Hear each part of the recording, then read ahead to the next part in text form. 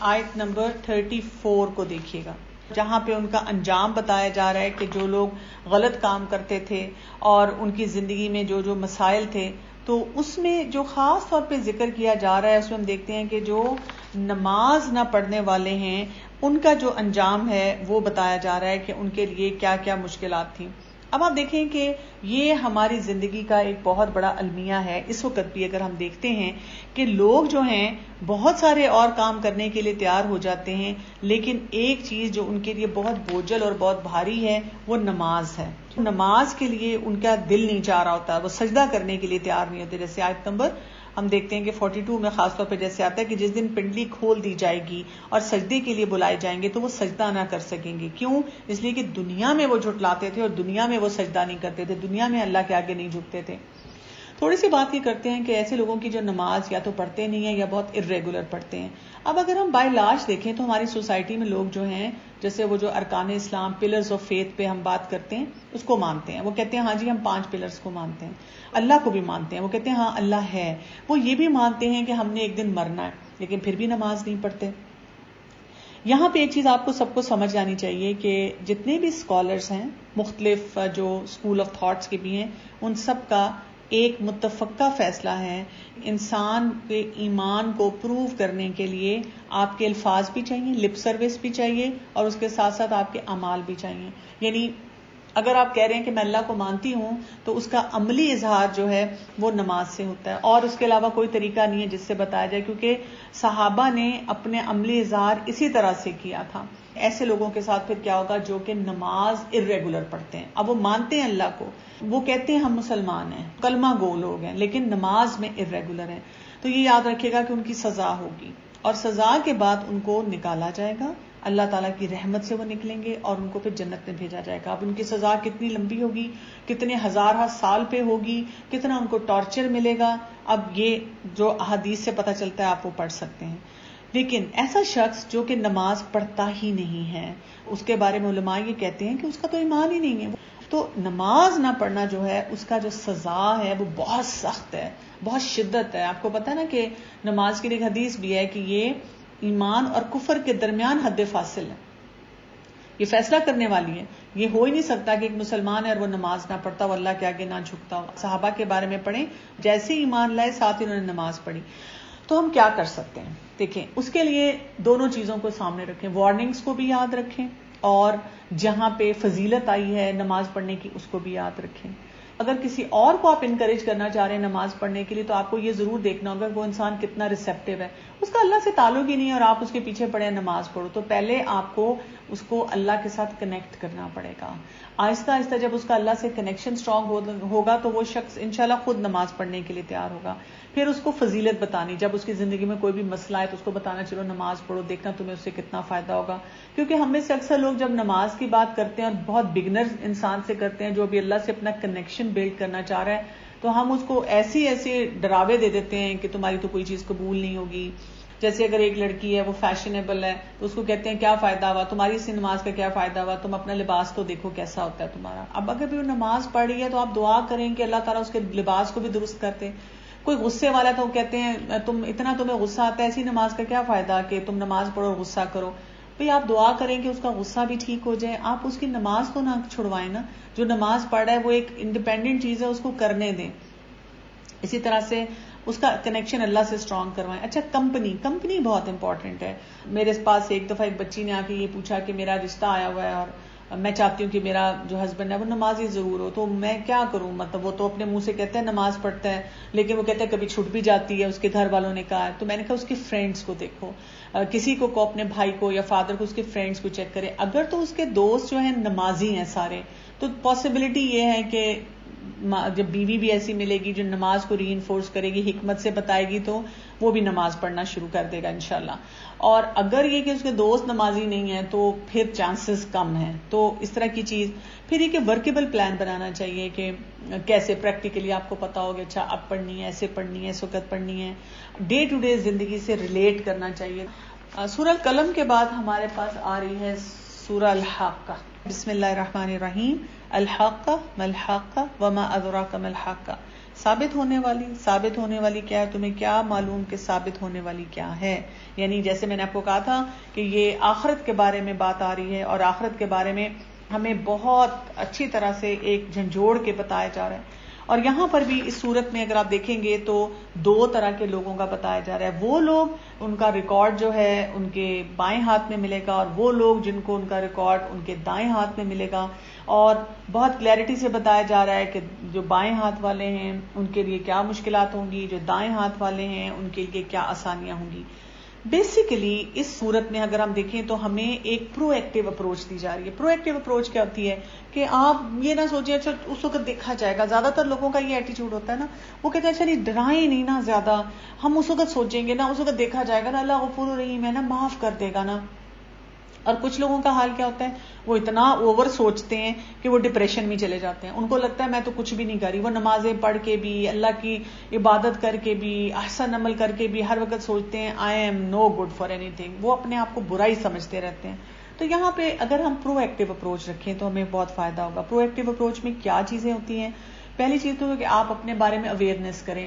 میری پرسنالٹی کیسی ہے، میرا ٹیمپرمنٹ کیسا ہے، میں کہاں سستی کرتی ہوں، میں کہاں پہ ایکٹیو ہوتی ہوں، میں کہاں پہ اگریسو ہو جاتی ہوں. عبادات میں، معاملات میں اپنے آپ کو اسیس کریں. ہم نا لوگوں کو زیادہ اسیس کرتے ہیں، اپنے آپ کو کم اسیس کرتے ہیں. پھر قرآن اور سنت کے مطابق دیکھیں، اچھا اب یہ اللہ تعالیٰ نے مجھے بتایا یہ حلال ہے، یہ حرام ہے، یہ میں کر سکتی ہوں، یہ میں نہیں کر سکتی. اپنے دل سے پوچھا کریں میں کہاں غلطیاں کر رہی ہوں، میں کہاں پہ میں ٹھیک کام کر رہی ہوں. اب آپ اپنی امیجنیشن پہ جائیں، اچھا جی فلاں شخص آئے گا بہت غصے میں بات کرے گا تو میں نے اب کیسے کنٹرول کرنا ہے. کیونکہ اکثر ہم میں سے لوگوں کا مسئلہ یہ کہ جب ہم پرو ایکٹیو اپروچ پہ آتے ہیں ہم کہتے ہیں دیکھیے نا میں نے تو اب نا وہ شخص مجھ سے غصہ کر رہا تھا، میں نے اسے معاف بھی کر دیا، میں نے اسے آرام سے بھی بات کی، وہ تو پھر دوبارہ غصے میں آ گیا. تو دیکھیں یہ تو ایسے ہی ہوگا نا. ہم کیوں ایسی بات سوچتے ہیں کہ میں جب اچھا کام کروں تو فوراً ریڈ کارپٹ ٹریٹمنٹ ہو جائے گی میرے ساتھ؟ ایسے نہیں ہوتا. زندگی کی ریالٹی ایسے نہیں ہوتی ہے. وہ سچویشن آپ کے سامنے اسی طرح آتی ہیں. جیسے آپ دیکھیں سیرت میں کیا پتا چلتا ہے، رسول اللہ صلی اللہ علیہ وسلم کتنا فارگیونیس کے ساتھ اور عفو درگزر کے ساتھ وہاں پہ رہ رہے ہیں مکہ میں، لیکن نہیں، انہوں نے اینڈ تک نہیں بات سنی. اور آپ صلی اللہ علیہ وسلم کو اتنے سال رہنے کے بعد وہاں سے نکلنا پڑا، وہاں سے جانا پڑا. انہوں نے اپنا کام تو نہیں چھوڑا یہ سوچ کے کہ جی وہ نہیں بات سن رہے تو میں اب کوئی کام نہ کروں. اور پھر آپ اپنی ول پاور پہ ضرور کام کریں. بہت سے لوگ جو ہیں کچھ اگر تھوڑا بہت کریں بھی تو وہ کہتے ہیں بس اب نہیں مجھ سے کیا جا رہا، میری تو بس ہو گئی ہے. نہیں، بس نہیں ہونے دینی نا.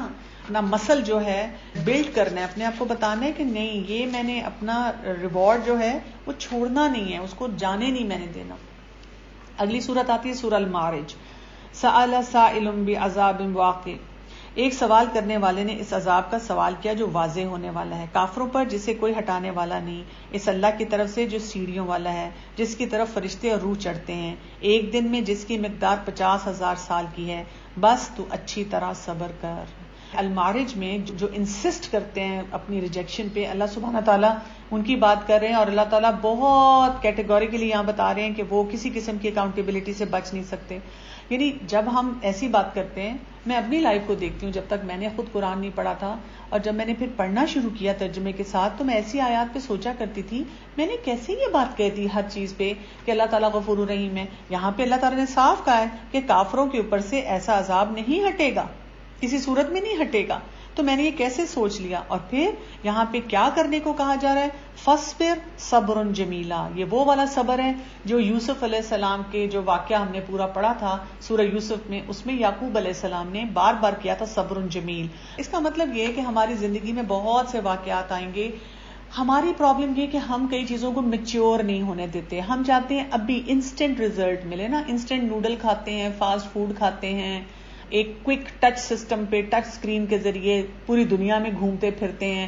اسی لیے ہماری ہائپر ایکٹیویٹی نہیں ختم ہوتی، اور اس ہائپر ایکٹیویٹی کی وجہ سے ہم چاہتے ہیں ابھی مجھے پتا چلے، ابھی یہ بات ہو جائے، ابھی میرا ہسبینڈ ٹھیک ہو جائے، ابھی میرا بچہ ایسے کرنا شروع کر دے. نہیں، کچھ چیزوں کو انفولڈ ہونے میں ٹائم لگتا ہے. یہ وہی بات ہے کہ کلاس 1 کا بچہ اگر کوئی چیز سیکھنا چاہ رہا ہے، جب تک وہ کالج یونیورسٹی میں جائے گا کچھ چیزوں کا جواب اسے وہاں جا کے ملے گا، کچھ چیزوں کا جواب جو پی ایچ ڈی کرے گا تو ملے گا. قرآن شروع کرتے ہیں آپ کے نہیں ابھی مجھے بتائیں. اچھا ایسے کچھ لوگ قرآن خود نہیں کھولیں گے اور کھڑے کھڑے پوچھیں گے بتائیں پردہ حلال ہے حرام ہے، میوزک حلال ہے حرام ہے، یہ کام کرنا حلال ہے حرام ہے. بھئی آپ اس کے ساتھ 100 چیزیں اٹیچڈ ہوتی ہیں. آپ کو وہ سمجھنا ہوتا ہے ہر وقت یس نو کا جواب نہ لیا کریں. قرآن کو پڑھیں, قرآن کو خود سمجھیں, ٹیکسٹ کو, اور جتنا آپ سمجھیں گے اللہ تعالیٰ آپ کے لیے خود راستے کھولے گا اور آپ کو سکھائے گا کہ کون سے کام کیسے کرنے چاہیے. آپ کے اندر یہ ایٹیٹیوڈ ہونا چاہیے کہ میں نے جو کام اس میں بتائے گئے ہیں ان پہ عمل بھی کرنا ہے. آیت نمبر 20 اور 21 میں ہمیں ایک اور چیز سمجھائی جا رہی ہے, اذا مسہ الشر جزوعا واذا مسہ الخیر منوعا. آیت نمبر 20 کو دیکھیں, کیا ہے, جب اسے مصیبت پہنچتی ہے تو ہڑبڑا اٹھتا ہے, اور جب راحت ملتی ہے تو بخل کرنے لگتا ہے. یعنی انسان کا مسئلہ کیا ہے, یا تو بری بات منہ سے نکالتا ہے یا اللہ کے بارے میں برا گمان کرتا ہے, اور پھر جو اس کا دل چاہتا ہے وہ اس کے مطابق اپنی زندگی کے فیصلے جو ہیں وہ کرنا شروع کر دیتا ہے. الا المصلین, سوائے نماز پڑھنے والوں کے, الذین هم علی صلاتہم دائمون, اور وہ جو اپنی نمازوں پر ہمیشگی کرنے والے ہیں. یہاں پر ان لوگوں کا ذکر آ رہا ہے جو نماز کے معاملے میں کیئرفل ایٹیٹیوڈ کے ساتھ رہتے ہیں. آپ صلی اللہ علیہ وسلم کے بارے میں کیا آتا ہے, بلال رضی اللہ عنہ کو کیا کہا کرتے تھے, یا بلال اقم الصلاۃ ارحنا بہا, اے بلال نماز قائم کرو اور ہمیں نمازوں کے ذریعے راحت پہنچاؤ. یعنی یہاں پر نماز میں دوام کی بات کی گئی ہے, کنسسٹنسی کی بات کی گئی ہے, کنسسٹنٹ پیٹرن کی بات کی گئی ہے. ہمیشہ سوچنا کہ میں نے جو ہے نماز پڑھنی ہے. نماز کی خوبصورتی یہ ہے کہ آپ دیکھیں جیسے ایک درخت ہوتا ہے, ایک پودا آپ لگاتے ہیں, اور اگر آپ اس کو پانی نہ دیں, اس کا خیال نہ رکھیں, اس کو کھاد نہ ڈالیں, تو پھر کیا ہو جاتا ہے, اس کی فریشنس نہیں رہتی, اس کے اندر اس کی گروتھ ختم ہو جاتی ہے اور وہ مرنا شروع ہو جاتا ہے. اسی طرح سے انسان کا دل جو ہوتا ہے نا, اگر اس کو نماز کی خوبصورتی نہ ملے, کھاد نہ ملے, نماز کے فائدے حاصل نہ ہو, تو کیا ہو جاتا ہے, اس کا جو فیتھ سسٹم ہے وہ بھی ختم ہونا شروع ہو جاتا ہے, اس میں وہ چیز باقی نہیں رہتی جو رہنی چاہیے. تو نماز ہمارے ایمان کا سب سے بڑا امتحان ہے. یعنی کہ جیسے ہم کہتے ہیں کہ میں اللہ کو مانتی ہوں, تو اس کی مینیفیسٹیشن نماز سے ہے. یہ لاجیکل آؤٹ کم بھی اس کا ہوتا ہے. اس میں نماز کے ساتھ کیا ہوتا ہے, انسان کے اندر ایک وہ قوت آتی ہے.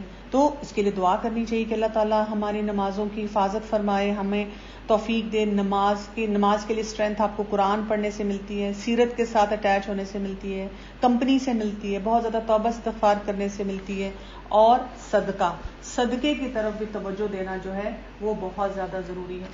اگلی صورت آ جاتی ہے اور وہ ہے سورہ نوح, اور اس میں وہ نوح علیہ السلام کا پورا واقعہ جو ہم بار بار قرآن پاک میں پڑھتے بھی رہے ہیں, اور اس کی طرف پورا ذکر آیا کہ نوح علیہ السلام نے 950 سال جو ہے دین کے لیے کوشش کی, بہت زیادہ لوگوں کو دعوت کا کام دیا, لیکن چند گنے چنے لوگ جو تھے وہ دین کی طرف آئے. آیت نمبر 10 سے لے کر اگر آپ 12 تک دیکھیں, تاکہ میں نے کہا اپنے رب سے اپنے گناہوں کی بخشش مانگو, وہ یقیناً بخشنے والا ہے. وہ تم پر آسمان کو خوب برستا ہوا چھوڑ دے گا, اور تمہیں خوب پے در پہ مال اور اولاد میں ترقی دے گا, اور تمہیں باغات دے گا, اور تمہارے لیے نہریں نکال دے گا. یہاں پہ استغفار کی فضیلت بتائی جا رہی ہے کہ جو لوگ اپنی زندگی میں استغفار کو شامل کرتے ہیں تو ان کو کیا کیا فائدے ہوتے ہیں. آپ صلی اللہ علیہ وسلم دن میں 100 دفعہ جو ہے استغفار کرتے تھے. وہ ایسے نہیں کرتے تھے تسبیح پکڑی اور ایک دفعہ استغفار پڑھ لیا, سوچ کچھ رہے کر کچھ رہے, چلتے پھرتے اٹھتے بیٹھتے کثرت سے استغفار کرنا.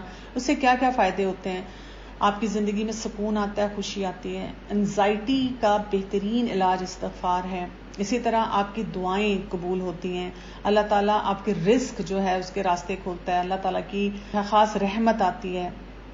آپ کو کوئی چیز یاد نہیں ہو رہی, آپ یاد کرنا چاہ رہے ہیں, کثرت سے استغفار کریں. آپ کی پروڈکٹیوٹی اس طرح نہیں ہے جس طرح ہونی چاہیے, آپ کثرت سے استغفار کریں. آپ کو لگتا ہے آپ کئی چیز اپنا غصہ نہیں کنٹرول کر سکتے, ایموشنز آپ کے کنٹرول میں نہیں, اس میں بھی استغفار کی کثرت جو آپ کو فائدہ دے گی. ایون گناہوں سے بچنے کے لیے بھی جو ہے انسان کو, جب استغفار انسان کثرت سے کرتا ہے تو اس سے جو ہے بہت زیادہ فائدے ہوتے ہیں. کہ اکثر لوگ جو ہوتے ہیں جب ان کو کہا جائے نا کہ آپ استغفار زیادہ کیا کریں, تو ان کا جواب یہ ہوتا ہے کہ لو, میں نے کون سا گناہ کیا جو آپ مجھے کہہ رہے ہیں کہ میں استغفار کروں. آگے آ جاتے ہیں سورۃ جن پہ. جب رسول اللہ صلی اللہ علیہ وسلم اتنے لوگوں کو دین کا پیغام پہنچا رہے ہیں اور سمجھا رہے ہیں اور بتا رہے ہیں, اور وہ سننے کے لیے تیار نہیں ہو رہے, اور کتنی فرسٹریشن ہوتی ہے اگر آپ سوچیں نا, آپ کسی سے کوئی بات کرنا چاہ رہے ہیں اور وہ بات ہی نہیں سن رہا. تو وہاں پر جنوں کی ٹولی گزری اور وہ ایمان لے آئے, اور انہوں نے قرآن سن کے کیا کہا کہ انا سمعنا قرآنا عجبا, کہ ہم نے ایک بہت ہی عجیب, بہت ہی ایکسیپشنل قسم کا کلام سنا ہے. یہاں سے ہمیں یہ پتا چلتا ہے کہ جن جو ہیں ان میں اچھے جن بھی ہیں, برے جن بھی ہیں. برے جنوں سے بچنے کے لیے ہمیں کیا کرنا ہے؟ صبح شام کی حفاظت کی دعائیں پڑھنی ہیں. اسی طرح جیسے ایک دعا آتی ہے نا، اعوذ بکلمات اللہ التامات من شر ما خلق، جس میں ہم کہتے ہیں کہ میں اللہ کے کلمات کے ذریعے اور اللہ کے بہترین کلام کے ذریعے ہر طرح کے شر سے جو اللہ نے پیدا کیا اس سے اللہ کی پناہ میں آتی ہوں. واقعہ آتا ہے کہ ایک صحابی تھے، کیونکہ رسول اللہ صلی اللہ علیہ وسلم انہیں ملنے گئے تو ان کو ایک بچھو نے کاٹ دیا، تو آپ صلی اللہ علیہ وسلم نے ان کو یہ دعا بتائی کہ اگر تم یہ دعا پڑھتے تو تم اس سے بچ جاتے. تو اپنے آپ کو حفاظت میں دینے کے لیے کیا کام کرنے کی ضرورت ہے کہ انسان جنوں کی حقیقت کو بھی جانے اور جو اپنے کرنے والے کام ہیں ان کی طرف بھی خاص طور پہ توجہ دے. اگلی سورت دیکھتے ہیں، سورہ المزمل. چھوٹی چھوٹی صورتیں اور بہت اہم میسیجز کے ساتھ ہیں. بسم اللہ الرحمن الرحیم. یا ایھا المزمل قم اللیل الا قلیلا، اے کپڑے لپیٹنے والے رات کے وقت نماز میں کھڑے ہو جاؤ مگر کم، آدھی رات یا اس سے بھی کچھ کم کر لے یا اس پر بڑھا دے، یا قرآن ٹھہر ٹھہر کر صاف پڑھ. یہاں پر ہم دیکھتے ہیں قیام اللیل کی بات ہو رہی ہے. الحمدللہ اللہ تعالیٰ نے ہم سب کو توفیق دی کہ ہم نے اس رمضان میں قیام اللیل کیا، اور اللہ تعالیٰ ہمیں آگے بھی توفیق دے کہ ہم قیام اللیل تہجد کی شکل میں اس کی جو ہے کوشش کرتے رہیں. یہ آیت نمبر 4 میں دیکھیں، وَرَتِّلِ الْقُرْآنَ تَرْتِیلًا، اور قرآن پاک کو کیسے پڑھا جائے؟ ٹھہر ٹھہر کر پڑھا جائے. یعنی ایک اینگل وہ ہے کہ انسان جو ہے کس قدر خوبصورتی سے اس کو پڑھے. جب قرآن پاک کی تلاوت کی جائے تو وہ بھی ٹھہر ٹھہر کے اچھے انداز میں کی جائے. یہ نہیں کہ آپ وہ مسجد ڈھونڈیں جہاں پر فل سپیڈ سے کوئی قرآن پڑھتا ہے اور آپ بھی چاہیں گے بس جلدی جلدی جو ہے ہم وہاں سے فارغ ہو کر آ جائیں. پھر ہم آ جاتے ہیں سورہ المدثر پہ. بسم اللہ الرحمن الرحیم. یا ایھا المدثر قم فانذر وربک فکبر وثیابک فطہر، اے کپڑے اوڑھنے والے کھڑا ہو جا اور آگاہ کر دے، اور اپنے رب کی بڑائیاں بیان کر، اور اپنے کپڑوں کو پاک کر اور ناپاکی کو چھوڑ دے. یہ دوسری وحی تھی، اور یہ اس وقت نازل ہوئی تھی جب رسول اللہ صلی اللہ علیہ وسلم نے جبرائیل علیہ السلام کو اصل شکل میں جو ہے وہ دیکھا تھا. ہمیں ایک صفائی کا سٹینڈرڈ بھی دیا جا رہا ہے، کیونکہ ہم میں سے اکثر لوگ یہ سمجھتے ہیں، بلکہ لوگ کہتے بھی ہیں اب آپ نے تو بایا پہننا شروع کر دیا تو اب تو آپ نائٹ سوٹ میں رہیں، کوئی فرق نہیں پڑتا. لیکن یہاں پہ کیا بتایا جا رہا ہے؟ صفائی ستھرائی، اچھا لباس پہننا، صاف ستھرا لباس پہننا، یہ ہمارے دین کے کچھ اسلوب میں سے ہے جن کی طرف ہمیں توجہ دینے کی ضرورت ہے. آپ آ جائیں آیت نمبر 43 اور 44 کو دیکھیے گا. وہ جواب دیں گے ہم نماز نہ پڑھتے تھے، نہ مسکینوں کو کھانا کھلاتے تھے. دوزخ کے لوگوں کی بات ہو رہی ہے. دو کاموں کا بتایا جا رہا ہے، نہ نماز پڑھتے تھے نہ لوگوں کو کھانا کھلاتے تھے. اس سے کیا پتہ چلتا ہے؟ اس سے یہ پتہ چلتا ہے کہ انسان کو اپنی نماز پہ بھی توجہ دینی چاہیے. وہ نماز جو ہے انسان کو فوکس دیتی ہے کہ انسان پھر نیکی کے کاموں کی طرف بڑھتا ہے. تو بہت سی باتوں میں جو ایک اہم چیز سکھائی جا رہی ہے، انسان کو فیئر اور ہوپ کا بتایا جا رہا ہے کہ انسان کو نا ان دو سٹیٹس کے درمیان ہمیشہ رہنا چاہیے. نہ تو اتنا مایوس ہو جانا چاہیے کہ انسان نیکیاں کرنا چھوڑ دے، سوچے کہ میں تو بہت ہی برا انسان ہوں، اور نہ اپنی ہر چیز پہ اتنا خوش ہو جانا چاہیے کہ میں تو بہت اچھا ہوں کہ لوگوں کو برا کہنا شروع کر دے. جب آپ کو لگے کہ آپ کسی چیز کو فار گرانٹیڈ لے رہے ہیں تو فیئر کی طرف جائیں، اور جب آپ کو لگے کہ آپ ہوپ لیسنس میں جا رہے ہیں، آپ ڈپریس ہو رہے ہیں کہ میں تو شاید اچھی انسان ہی نہیں، میں تو کوئی اچھا کام کرتی نہیں، تو آپ پھر اس کو جو ہے صحیح چیز کی طرف جو ہے وہ جانا شروع کرتے ہیں. اس کے بعد اگلی سورت پہ آتے ہیں سورہ القیامہ. لا اقسم بیوم القیامہ، میں قسم کھاتا ہوں قیامت کے دن کی، اور قسم کھاتا ہوں اس نفس کی جو ملامت کرنے والا ہے. کیا انسان یہ خیال کرتا ہے کہ ہم اس کی ہڈیاں جمع کریں گے ہی نہیں؟ سورہ قیامہ میں پھر دوبارہ سے قیامت اور اٹھ جانے کا جو پورا ذکر ہے اس کو بہت ڈیٹیل میں بتایا گیا ہے. یہاں پر اگر ہم آیت نمبر 26 سے لے کر 30 کی طرف دیکھیں، ایسا ایک کانسیپٹ ہے جس کو ہم عام زبان میں کہتے ہیں رونگٹے کھڑے ہو جاتے ہیں، گوز بمپس جو ہے نا انسان کو ملتے ہیں. اس میں موت کے وقت کا ذکر کیا جا رہا ہے. نہیں، جب روح ہنسلی تک پہنچ جائے گی اور کہا جائے گا کہ کوئی جھاڑ پھونک کرنے والا ہے اور جان لیا اس نے کہ یہ وقت جدائی کا ہے، اور پنڈلی سے پنڈلی لپٹ جائے گی اور آج تیرے پروردگار کی طرف چلنا ہے. انسان کے لاسٹ مومنٹس کیسے ہوتے ہیں؟ انسان اگر کسی کو ہیلپ کے لیے بلانا بھی چاہے، آپ دیکھیں وینٹیلیٹر لگا ہوا ہے، بیسٹ ڈاکٹر کھڑے ہوئے ہیں، گھر والے کھڑے ہیں، ماں باپ کھڑے ہوئے ہیں، بہن بھائی کھڑے ہوئے ہیں، پیسے پہ پیسہ لٹانے کے لیے، لیکن آپ دیکھیں کہ انسان کسی چیز میں ہل نہیں سکتا. کس قدر انسان کو فکر کرنے کی ضرورت ہے. اس ٹائم پہ انسان کچھ بھی کرے، کوئی چیز انسان کو فائدہ نہیں دیتی. کیا چیز سوائے نماز کے اور انسان کے صحیح فوکس کے. اور آیت نمبر 36 کو آپ دیکھیں، اس میں اللہ سبحانہ تعالیٰ ارشاد فرما رہے ہیں اَيَحْسَبُ الْإِنسَانُ أَن يُتْرَكَ سُدًى، کہ کیا انسان یہ سمجھتا ہے کہ اسے بیکار پیدا کیا گیا ہے، انجوائے کرے، اپنے سوشل میڈیا کے اکاؤنٹس بنائے، ان کی ہٹس اور لائکس دیکھے اور بس زندگی اس کی ایسی گزر جائے؟ نہیں، ہم ایکسیڈنٹل کریشن نہیں ہیں. یعنی جب لوگ بگ بینگ کی بات کرتے ہیں تو ہو سکتا ہے بگ بینگ ہوا ہو، لیکن اگر اللہ سبحانہ تعالیٰ نے بگ بینگ کیا بھی ہے جیسے سائنٹسٹ کہتے ہیں تو وہ ایکسیڈنٹل ایونٹ نہیں تھا. ایکسیڈنٹل ایونٹ سے کوئی اتنی خوبصورت کائنات اور اتنی آرگنائز کائنات نہیں بن جاتی ہے.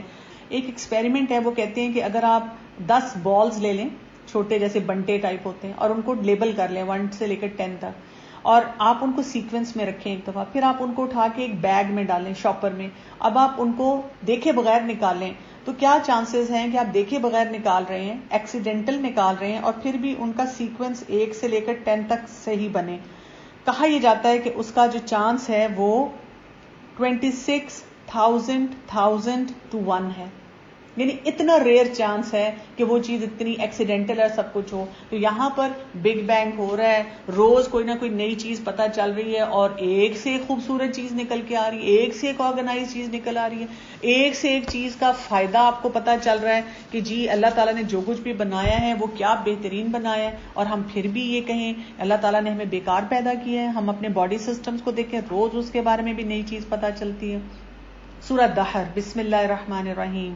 هل اتى على الانسان حين من الدهر لم يكن شيئا مذكورا، یقیناً گزرا ہے انسان پر ایک وقت زمانے میں جبکہ یہ کوئی قابل ذکر چیز نہ تھا. ہم کچھ بھی نہیں تھے، اور یہ کانسیپٹ بار بار قرآن پاک میں آتا جا رہا ہے اور ہم نے پڑھ بھی لیا ہے. بیسیکلی یہاں پہ 2 کانسیپٹس ہمیں سکھائے جا رہے ہیں. آیت نمبر 3 کے اینڈ میں دیکھیں اما شاکرا و اما کفورا، کہ وہ شکر گزار ہوتا ہے یا وہ کفر کرتا ہے. یعنی جہاں پہ شکر کرنا جو ہے آپ کو ایک اعلیٰ مرتبے پہ لے جاتا ہے، وہاں پہ کفر کرنا آپ کو کہاں پہ گرا دیتا ہے. یہاں پہ ہمیں یہ بتانا چاہیے کہ ہماری زندگی میں گریٹیٹیوڈ ہے یا انگریٹیٹیوڈ ہے، ہم کتنے شکر گزار ہیں. اور ان ایکسپریسڈ گریٹیٹیوڈ کو بھی انگریٹیٹیوڈ کہا جاتا ہے. یعنی آپ جب شکر گزاری دیکھ رہے ہیں، انجوائے کر رہے ہیں، لیکن آپ اس کو ایکسپریس نہیں کرتے، اللہ کے سامنے نہیں، لوگوں کے سامنے نہیں. تو انسان کو یہ ایکسپریس کرنے کی بہت زیادہ ضرورت ہے. نماز کے ذریعے سب سے پہلے ایکسپریشن تو آتا ہے، اسپوکن ورڈز ہیں، الحمدللہ بولنا، کسی کو تھینک یو بولنا، لوگوں کو بھی اپریشیٹ کرنا کہ لوگوں نے جو آپ کے لیے کام کیا. اللہ تعالیٰ نے جو ہمیں مواقع دیے، آج میں سوچی تھی کہ میرے رب تو کتنا مہربان ہے، تو نے ہمیں پھر ایک رمضان دے دیا، اور دعا مانگی تھی میرے رب ہمیں اور بھی موقع دینا. ہم تو اس قابل نہیں ہیں کہ کیسی ہم نے نیکیاں کی ہوں گی، اس لیول کی تو نہیں کی، تو لیکن میرے رب ہمیں مواقع دیتے رہنا کہ ہم پورا سال بھی نیکیاں کرتے رہیں. اور ریسرچ نے یہ پروف کیا ہے کہ جو لوگ شکر گزاری کا رویہ رکھتے ہیں نا، تو کیا شکر کی وجہ سے کیا وہ خوش بھی زیادہ ہوتے ہیں. اگر آپ کو لگتا ہے کہ آپ کی زندگی میں یا آپ کے ارد لوگ ہیں جو ہر وقت ان گریٹیٹیوڈ میں رہتے ہیں، تو ان کو تواضع کی ضرورت ہے، ہیوملٹی کی ضرورت ہے. اور جب تک وہ ہیوملٹی انسان کے اندر نہیں آتی، انسان جو کام کرنے والے ہیں وہ کر ہی نہیں پاتا. اسی لیے آپ دیکھیں آیت نمبر 22 میں ہمیں کیا بتایا گیا، ان ھذا کان لکم جزاء وکان سعیکم مشکورا. بہت ہی خوبصورت بات کی جا رہی ہے. کہا جائے گا یہ ہے تمہارے اعمال کا بدلہ اور تمہاری کوششوں کی قدر کی گئی ہے. یعنی جو انسان شکر گزاری کا رویہ رکھتا ہے، اللہ سبحانہ تعالیٰ بھی اس انسان کی قدر کرتا ہے اور اس کو بتائے گا. دنیا میں بھی آپ دیکھیں، ہم چھوٹا سا بھی کوئی کام کرتے ہیں، اللہ تعالیٰ ہمیں کہاں سے کہاں پہنچا دیتا ہے. کچھ بھی نہیں کیا ہوتا ہم نے، چھوٹی سی چیز کی ہوتی ہے، چھوٹا سا صدقہ کیا ہوتا ہے، دل میں اطمینان، سکون کتنا آ جاتا ہے. اس کے علاوہ آپ نماز پڑھیں اور آپ کی حالت کیا سے کیا ہونی شروع ہو جاتی ہے. پارہ ختم ہو رہا ہے سورہ المرسلات پہ، والمرسلات عرفا فالعاصفات عصفا والناشرات نشرا. دل خوش کن چلتی ہوئی ہواؤں کی قسم، پھر زور سے جھونکا دینے والیوں کی قسم، پھر ابر کو ابھار کر پراگندہ کرنے والیوں کی قسم، پھر حق اور باطل کو جدا جدا کرنے والے، وہی لانے والے فرشتوں کی قسم. بہت ساری قسمیں کھائی گئی ہیں. اور اس کے بعد بتایا گیا ہے کہ لوگ جو ہیں اپنے بلیف سسٹم کے مطابق ان کی سارٹنگ ہوگی، ایمانیات ان کی کیسی ہیں اور ان کی زندگی میں شکر گزاری کیسی ہے. کیونکہ آپ دیکھیں اس صورت میں بار بار آ رہا ہے وَيْلٌ يَوْمَئِذٍ لِّلْمُكَذِّبِينَ. اس دن جھٹلانے والوں کے لیے بہت افسوس کا مقام ہوگا. وہ لوگ بہت پچھتائیں گے کہ ہم نے اپنی زندگی کو ایسے کیوں گزارا. ہم اپنے ان ایٹیٹیوڈز کو ٹھیک کریں، اور سورہ الملک جو ہے ان کے میسیجز کو اسپیشلی بار بار ریوائز کرنے کی اور ان کے اوپر فوکس کرنے کی ضرورت ہے. what do you suggest about teenagers to understand قرآن؟ جی میں تو ہر ایج کو یہ کہتی ہوں کہ ان کو اٹیچ کریں قرآن سے. ہمارے ٹین ایجرز کا ایشو یہ ہے کہ ان کو لاجیکل سٹیٹمنٹس بہت سی جگہوں پہ چاہیے ہوتی ہیں, تو پھر آپ ایسے ٹیچر کے ساتھ اٹیچ کریں جہاں پہ ان کو لاجیکل سٹیٹمنٹس بھی ملتی رہیں, ان کو ایکسپلور بھی کرنے دیں, آنسرز بھی دیں. آپ دیکھیں گے کہ انشاءاللہ جب ایک دفعہ ان کو خود انڈرسٹینڈنگ قرآن کی آتی ہے تو وہ بہت سے کاموں کو صحیح طرح سے کرنا سیکھنا چاہتے ہیں, اور اس سے ان کے زندگی میں زیادہ ٹرانسفارمیشنل چینج آتی ہے. اور الحمدللہ آج کل کوئی مشکل نہیں رہا, ہمیں آن لائن اتنی کلاسز مل جاتی ہیں. مختلف شہروں میں اگر آپ جائیں تو آپ کو ایسے ٹیچرز اب مل جاتے ہیں جو بہت اچھی طرح سے یوتھ کے ساتھ انٹریکٹ کر رہے ہیں, تو آپ بہت سے ان ٹیچرز سے بھی جو ہے وہ فائدہ حاصل کر سکتے ہیں. حدیث کو انڈرسٹینڈ کرنے کے لیے آپ کو سب سے پہلے تو بخاری شریف کو پڑھنا چاہیے, اور پھر میں آپ کو وہی ریکمینڈ کروں گی آپ ڈاکٹر فرحت ہاشمی کا سنیں. انہوں نے بخاری پڑھا رہی ہیں آج کل آن لائن, ان کے فرحتہاشمی.com پہ جو اپلوڈڈ لیکچرز ہیں شروع سے شروع کر دیں, اور جب آپ پڑھتے جائیں گے تو آپ دیکھیں گے کہ آپ کی سوچ بدل جائے گی. قرآن پڑھنا جو ہے نا وہ آپ کو اللہ سے ایک بہت اسٹرانگ کنیکشن دیتا ہے, اور جب آپ حدیث پڑھتے ہیں تو آپ کو وہ دین کی خوبصورتی اور فلیکسیبلٹی سمجھ آتی ہے کہ اس کی اپلیکیشن کس طرح سے ہوتی ہے. ربنا تقبل منا انک انت السمیع العلیم وتب علینا انک انت التواب الرحیم. سبحانک اللہم وبحمدک اشہد ان لا الہ الا انت استغفرک واتوب الیک. السلام علیکم ورحمۃ اللہ وبرکاتہ.